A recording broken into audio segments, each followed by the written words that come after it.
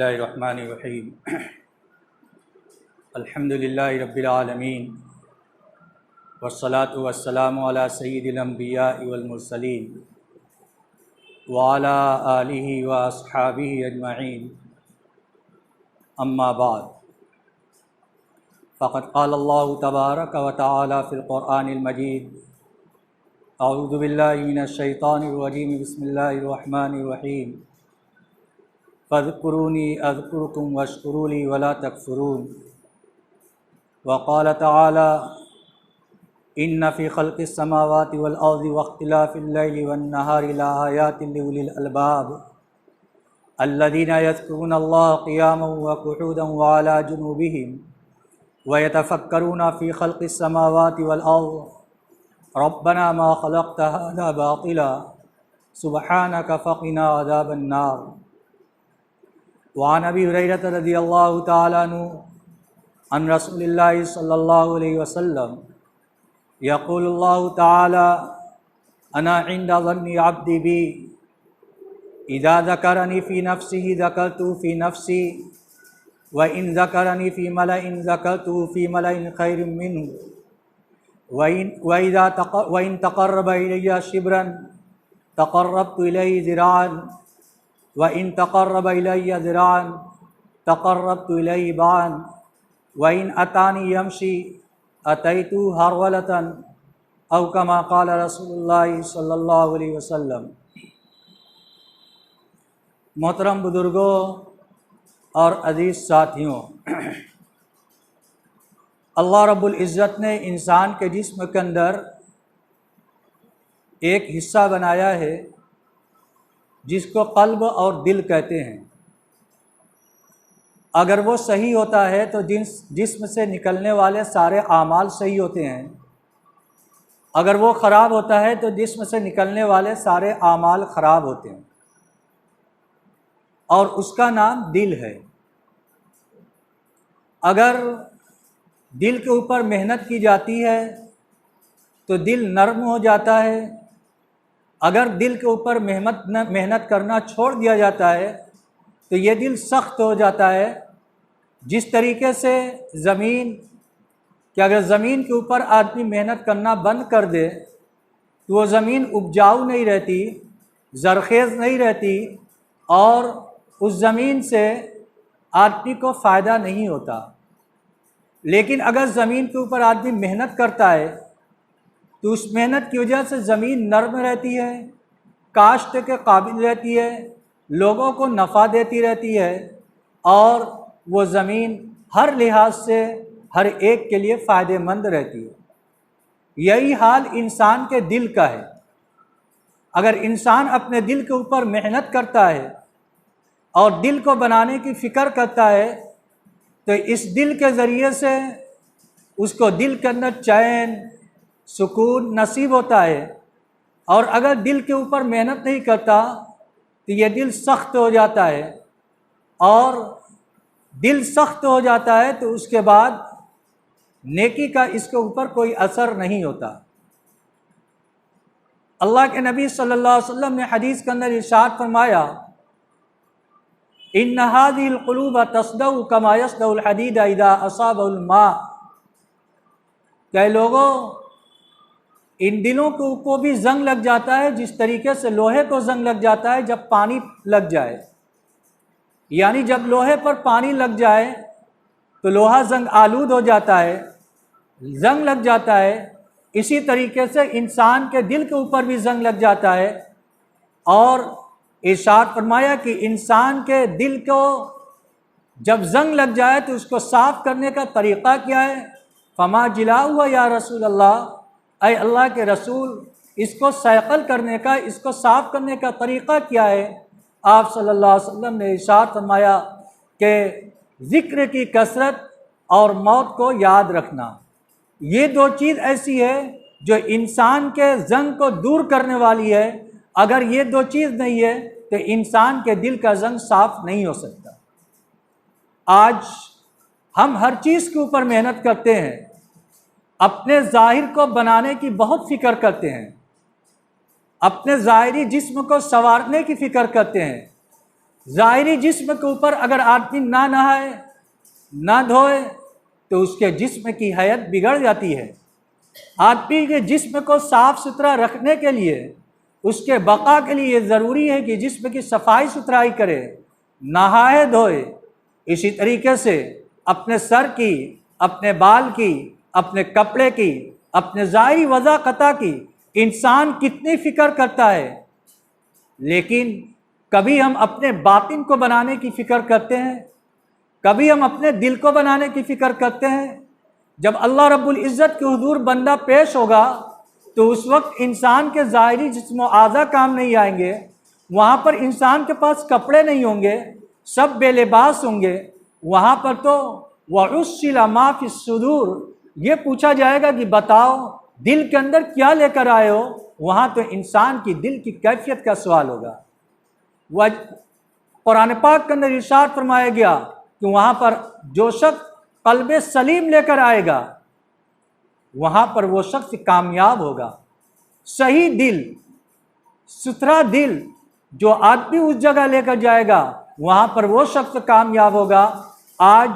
ہم اپنے دل کا جائزہ لیں کہ ہمارے دل کا کیا حال ہے۔ اگر ہم اس دل کے اوپر محنت کرنا چھوڑ دیں گے تو ظاہر سی بات ہے کہ یہ دل سخت ہو جائے گا، اور جب دل سخت ہو جاتا ہے تو اس کے اوپر زنگ لگ جاتا ہے۔ قرآن پاک کے اندر ارشاد فرمایا گیا کَلَّا بَلْ رَانَ عَلَىٰ قُلُوبِهِمْ مَا كَانُوا يَكْسِبُونَ، ہرگز نہیں بلکہ ان کے دلوں کے اوپر ان کے گناہوں کی وجہ سے ان کے دل زنگ آلود ہو گئے، جس کی وجہ سے یہ حق بات کو قبول نہیں کرتے۔ آج ہمارے دل کا کیا حال ہے؟ ہم نے اپنے دل کے اوپر کتنی محنت کی، اس کو بنانے کی کتنی فکر کی۔ آج عام طور سے شکایت، عام طور سے لوگ پریشان ہیں، کہتے ہیں دل کے اندر چین نہیں ہے، دل کے اندر سکون نہیں ہے، اطمینان نہیں ہے، ہر آدمی بے چینی کا شکار ہے، الجھن کا شکار ہے۔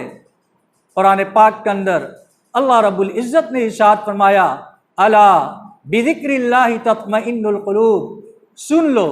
اللہ کے نام سے دل کو چین ملتا ہے، دل کو سکون ملتا ہے۔ اللہ رب العزت نے اپنے پاک نام کے اندر ایسی برکت رکھی ہے، ایسی طمانینت رکھی ہے کہ جب آدمی اس پاک نام کو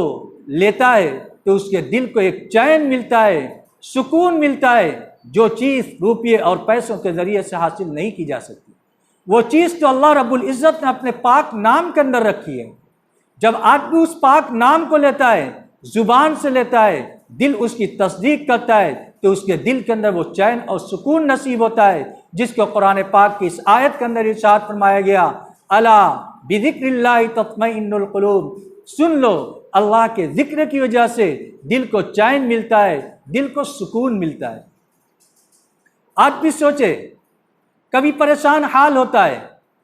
بہت زیادہ الجھن کا شکار ہوتا ہے، ظاہر سی بات ہے کہ اس کے پاس ساری چیزیں موجود ہیں، ایئر کنڈیشن روم ہے، سارے گدے ہیں، ہائی فائی اس کے پاس بیڈ ہے، ہر وہ چیز موجود ہے جس کے ذریعے سے اس کو چین اور سکون ملنا چاہیے، لیکن جب رات کا وقت آتا ہے تو یہی گدے دار اور بیڈ اس کے لیے کانٹے دار بن جاتا ہے، نیند کے بجائے اس کو بے چینی رہتی ہے، اس کی رات سکون کے اندر نہیں گزرتی۔ کس چیز کی کمی ہے؟ پیسے بھی ہیں، بنگلے بھی ہیں، ہر چیز موجود ہے، لیکن پھر بھی دل کو چین اور سکون نہیں ملتا۔ علماء کرام نے کتابوں کے اندر لکھا ہے کہ انسان اگر تو یہ سوچتا ہے کہ روپیے اور پیسوں کے ذریعے سے تو دل کے چین اور سکون کو خرید سکتا ہے تو یہ تیرا دھوکہ ہے۔ انسان روپیے اور پیسوں کے ذریعے سے اسباب راحت تو خرید سکتا ہے، اسباب عیش تو خرید سکتا ہے، لیکن راحت، چین اور سکون یہ روپیے اور پیسوں کے ذریعے حاصل نہیں کی جاتی، یہ تو اللہ رب العزت نے اپنے پاک نام کے اندر رکھا ہے۔ جب آدمی اللہ کا ذکر کرتا ہے تو اللہ رب العزت اس کے دل کے اندر چین اور سکون ڈالتے ہیں۔ قرآن پاک کے اندر آپ پڑھتے جائیے، جگہ جگہ اللہ رب العزت نے ذکر کی تلقین فرمائی ہے، ذاکرین کی خصوصیت اور تعریف فرمائی ہے ہر جگہ ذکر فرمایا ہے اذکر اللہ، کہ تم اللہ کو یاد کرو، صبح بھی یاد کرو، شام کے وقت بھی یاد کرو۔ ذاکرین کو اللہ رب العزت نے عقل مند قرار دیا ہے۔ قرآن پاک کے اندر اللہ رب العزت نے ارشاد فرمایا ان فی خلق السماوات والارض واختلاف اللیل والنہار، بے شک آسمان اور زمین کے پیدا کرنے میں اور زمین اور ان فی خلق السماوات والارض واختلاف اللیل والنہار، اور دن اور رات کے عدلنے بدلنے کے اندر لآیات لأولی الالباب، عقل مند لوگوں کے لیے نشانی ہے۔ عقل مند لوگ کون ہیں؟ اس کو قرآن پاک کے اندر ذکر کیا گیا الذین یذکرون اللہ،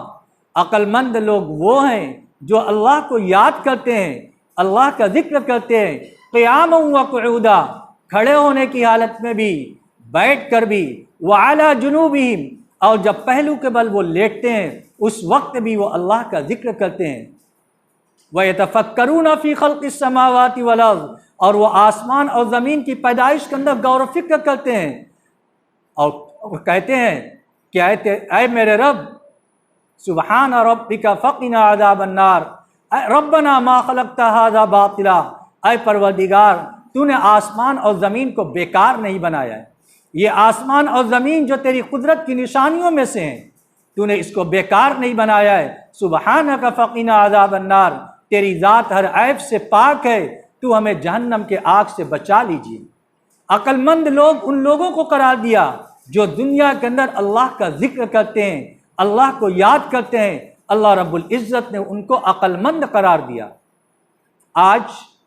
ہم سوچتے ہیں ذکر کرنے والے کوئی خاص لوگ ہوں گے، ذاکرین کی جماعت کوئی اور ہوگی، ہم اس کے مخاطب نہیں ہیں۔ حضرت ابراہیم علیہ السلام سے جب اللہ کے نبی صلی اللہ علیہ وسلم کی ملاقات ہوئی تو حضرت ابراہیم علیہ السلام نے فرمایا کہ محمد صلی اللہ علیہ وسلم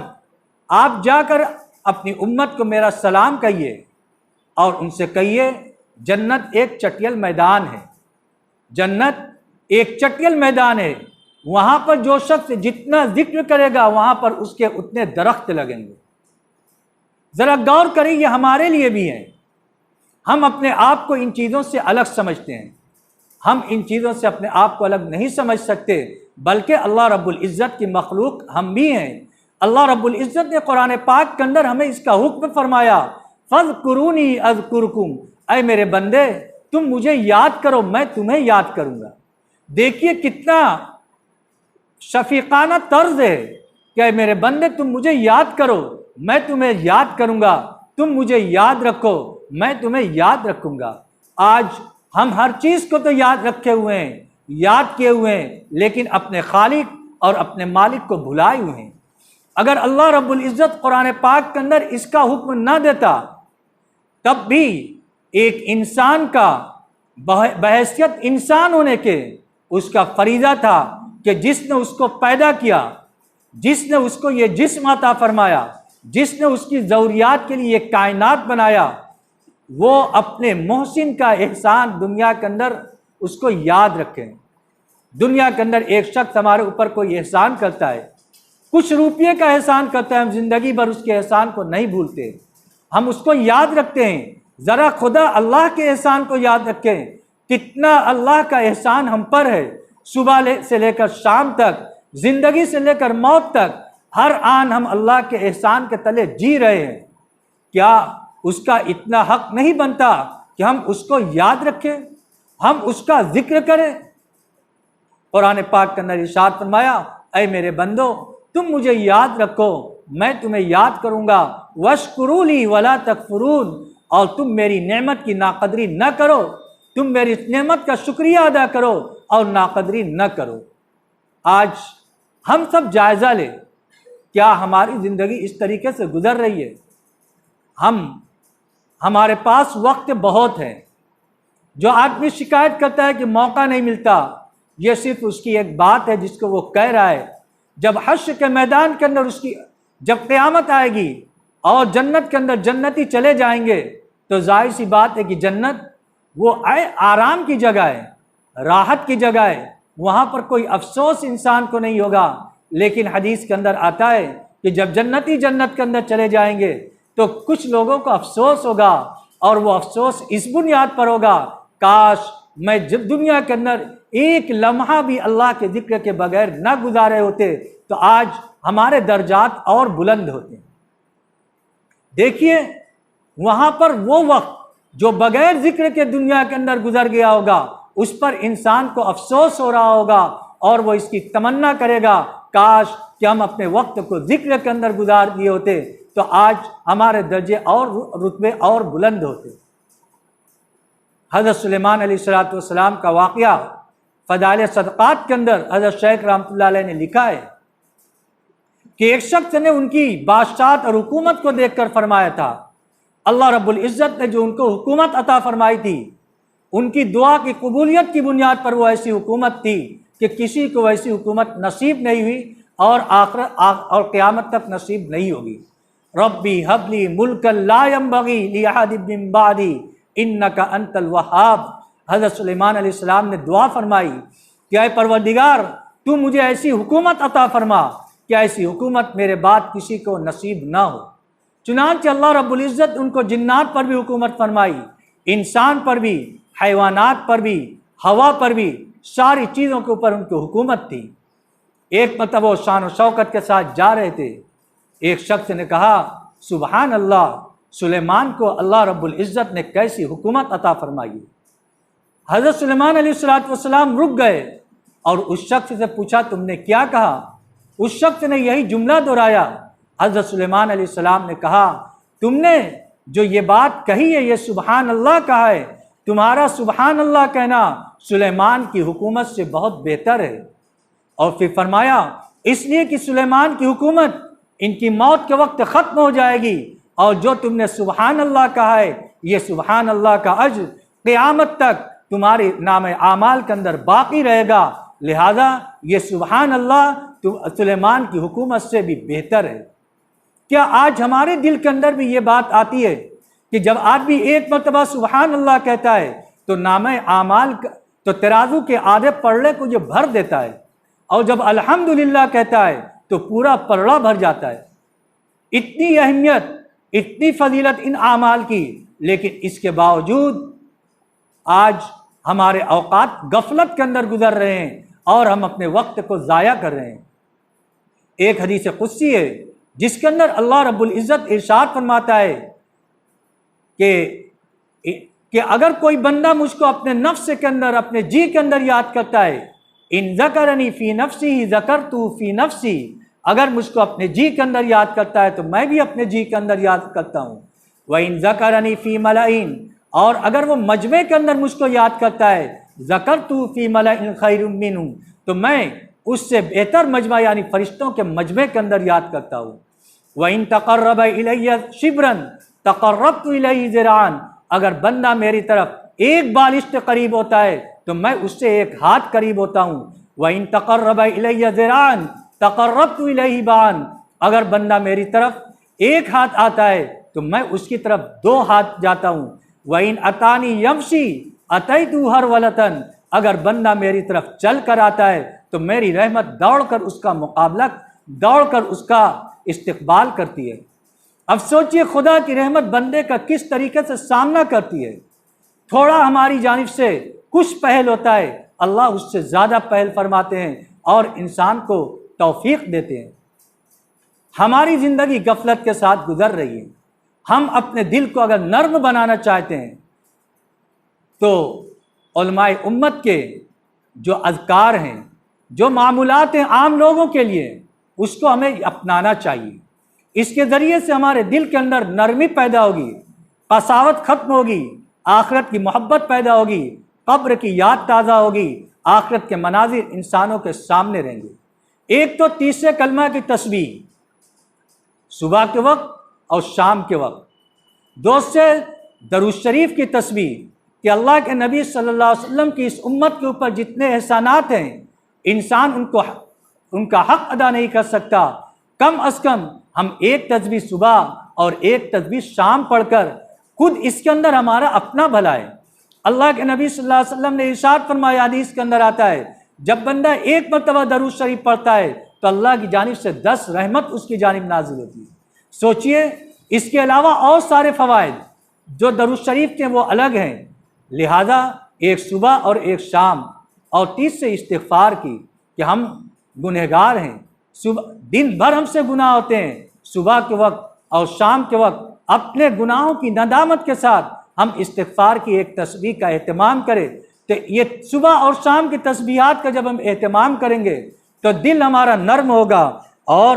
جب دل ہمارا نرم ہوگا تو آخرت کی یاد تازہ ہوگی۔ ایسا نہیں کہ یہ ان لوگوں کے لیے جو بہت نیک ہیں، ہر ایک کے لیے یہ تسبیح ہے، اللہ رب العزت اس کے ذریعے سے اپنا قرب نصیب فرمائیں گے۔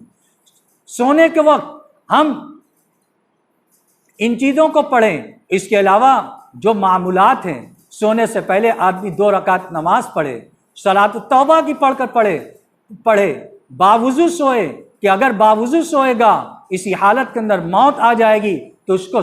شہادت کی موت نصیب ہوگی، اور جب آدمی توبہ کر کے سوئے گا تو ظاہر سی بات ہے کہ اس کو اللہ رب العزت اس کے گناہوں کو معاف فرمائیں گے۔ آدمی کی زندگی اور موت کا کوئی بھروسہ نہیں، اس وجہ سے ان معمولات کو اپنانا چاہیے۔ اللہ رب العزت ہم سب کو اپنے پاک نام کے لینے کی توفیق عطا فرمائے۔ وآخر دعوانا الحمدللہ۔